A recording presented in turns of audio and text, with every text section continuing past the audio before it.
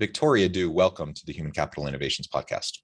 So wonderful to be here with you, John. Thank you for having me. It is a pleasure. Thank you so much for taking time out of your busy schedule. You're joining us from the Boston area. I'm south of Salt Lake City in Utah.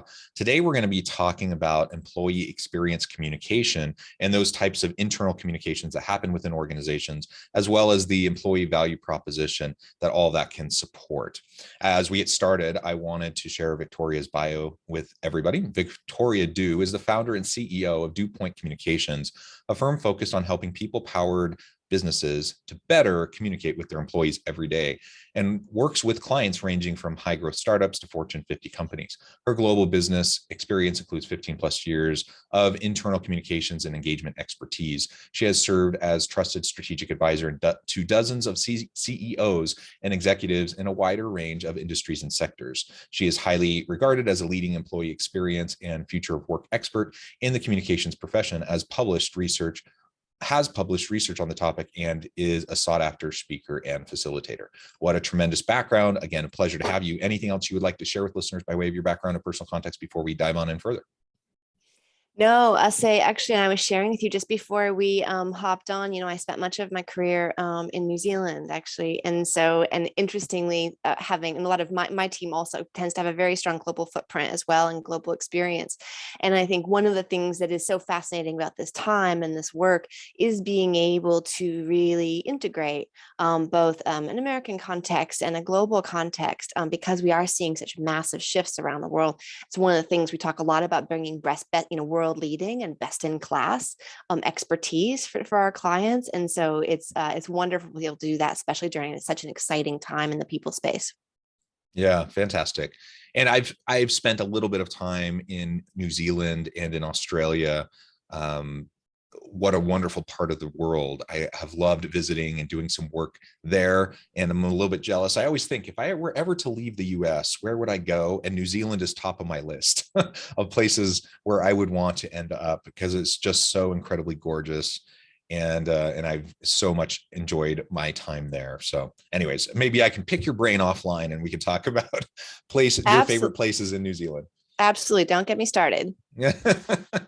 Yeah, I'm preaching to the choir, I think. So, well, very good. Let's get started by talking about your perspective, perhaps a bit of a unique perspective around internal communication and employee experience communication, what that means to you, why that's important to frame it up that way.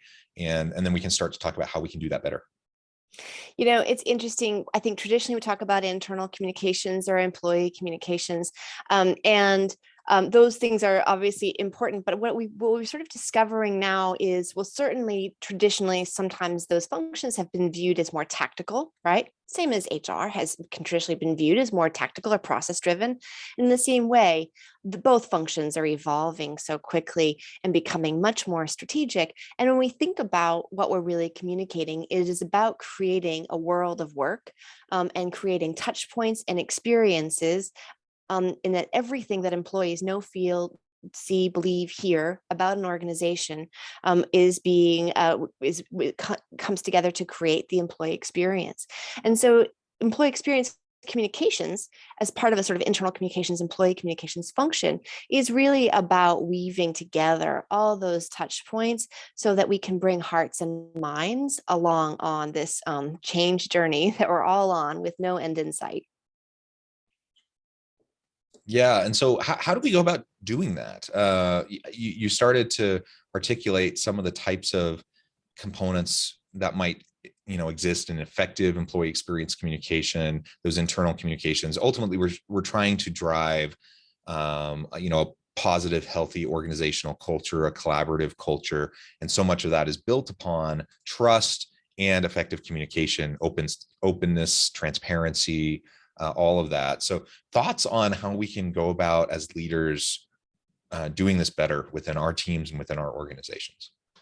One of the things that communications professionals do really well is audience segmentation. And if you think about it, one of the ways that if you come look at sort of the DNA of a communications professional, many of us have come from journalism.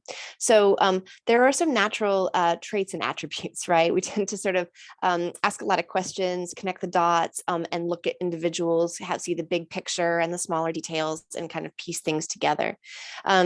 And so one of the biggest ways that we create that experience is by what we call being audience centric and looking at the actual humans, right? The people who are running our businesses, and not just treating them as sort of one size fits all. In the same way that when we look at external communications or marketing, we have very finely determined customer segments that we're connecting with and engaging with with a view to driving behavior change, right? And the same is true internally. So one of the biggest things we want to do is first take a very strategic look at what we're trying to do and how we want those people to help us win in the marketplace and deliver on our business strategy, and then connect back to those actual people and those audience segments so that we can engage with them and communicate with them and not just to them, consistently and in a really powerful way ongoing. Yeah, excellent. And again, you're developing trust, loyalty, commitment, both internally, externally, with all the key stakeholders within the organization as we focus on these principles of effective communication. You also talk a lot about EVP, employee value proposition. Define that for us, and also make the connection between employee experience communication and how that can increase the EVP. So employee value proposition is something that I think many organizations have had for a long time, but it has absolutely, I think, if you had an EVP before that was very well articulated and implemented before the pandemic, I pretty much can guarantee that it's changed now, and that's partly because what people expect has changed. So there are 5 key components to an EVP: organization, people, total rewards, the work itself, and the opportunity that we have and when we're working in an organization. So traditionally, the VP is articulated transactionally as the give and the get, what each party, the employer and the employee, agrees to give to each other. I like to think about it and talk about it as a social contract. We are in real time defining and living this social contract between how we're going to work together. And so if you think about what we've all become to expect is different in the way we work. So if you think about it, employees now really expect their employers to have a stake in the ground in terms of what they stand for in the world, in terms of social justice, and in a whole range in terms of the environment, and a whole range of areas that may not traditionally be part of the company itself. And then on the flip side, organizations now really expect employees to do a lot of inner work. When we think about how we will implement DEI strategies, I'd be asking people to really show up as and really do a lot of personal work in how they interact with their colleagues, and that's changed fundamentally. We also know that people expect more flexibility now. They expect greater opportunity and more different kind of career growth than they've had before. So when we put all these pieces together, they really do inform the employee experience, all those touch points, and they all live in kind of somewhere in those categories of organization, the people, our role, the work we're doing every day, total rewards, right, our comp and our benefits. All those pieces fit together to really create employee experience. Yeah, and just to put a fine point on what you've already been saying is this has been shifting over time, right? And this always is shifting. It's not a stagnant thing. And what employees really want, need, even demand from their employers shifts over time. What employers are able and willing to give to their employees shifts over time. And I think particularly over the last couple of years during COVID, and now we're in the middle of quote unquote the great resignation, the great awakening, the great reevaluation, whatever, the whole idea around employee value proposition in organizations has been shifting. More and more employees are frankly demanding more flexibility, more autonomy, more the ability to work remote, or at least in a hybrid fashion. So they have more flexibility, all those sorts of things, which in many cases are intangible benefits. It may not be a higher salary, a higher, benefits package, other perks, but just, people have experienced over the last couple of years of the flexibility and of being able to deal with stuff with their families or their friends or at home, not commuting for hours every day. All of that, just having the flexibility of how and when they do their work, that has become part of the demand and expectation for employees in this psychological contract between employer and employee over time. And what's always challenging with that is as those attitudes, those values and priorities shift in either, for either the employee or the employee, as those shift over time, the only way you can really fully understand it and work to address and meet those needs is through open communication that is bi-directional, right? You have to be able to get people to just talk and communicate and share and trust in each other, that everyone is going to try to find, win-win types of solutions that's going to be good for everyone. And when I see unhealthy organizations, often really what's happening, at least a big component to it, is you have information hoarding, you have a lack of transparency, you have a lack of communication coming often, from the top down in the organization, where top leaders are just expecting everyone to just kind of get on board and buy into what they're saying without really communicating the why behind it, without doing the hard work of generating buy-in. And then, of course, people aren't happy with it. They don't feel heard. They don't feel seen. They don't feel like they can, truly bring their whole authentic self to work, that it doesn't matter. And what ends up happening? People end up leaving. People end up choosing to go somewhere else. So the two really go hand in hand. And it's just so important to remember that what may have worked 5 years ago, even a year ago, or even 6 months ago, may continue to shift as the labor market shifts, as the broader global economy shifts, as we come out of COVID, all of those things. It just has to be part of our normal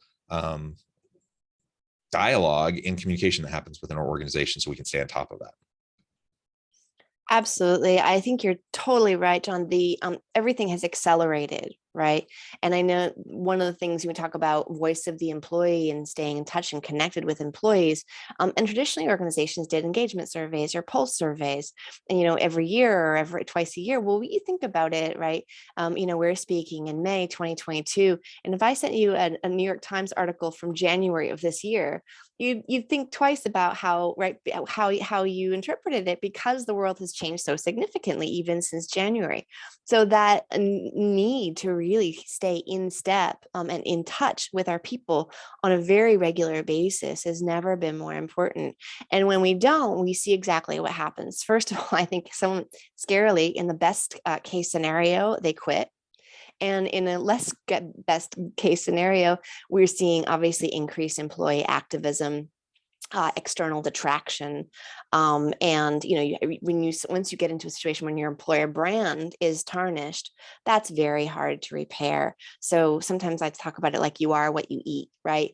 When you take care of the inside of your organization and your people there, it starts to show on the outside. It's like leafy greens for your for the organization. And that all comes down to how we communicate with people. Very often what I hear, and very often it's a CHRO, CPO that brings us in to work with them. And what I often hear is, we know we're doing all the right things, but somehow it's not landing. Something's not clicking with people. And that's that communication piece around not being able to bring hearts and minds with you, not really being able to connect and communicate with people and not just to them. So you're absolutely right. So then the question is, excuse me. So then the question is, how do we start really doing this better?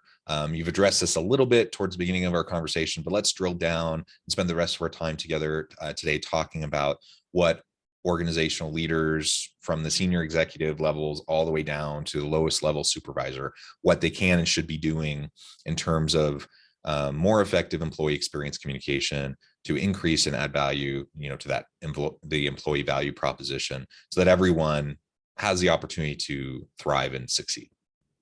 So a few things. One is absolutely to take a strategic view, and that's where often we come in to help build strategic employee experience communications strategies and functions, and to really look at what are we doing, how are we looking to win in the business, and how is our people component, and how does this tie in with the people strategy?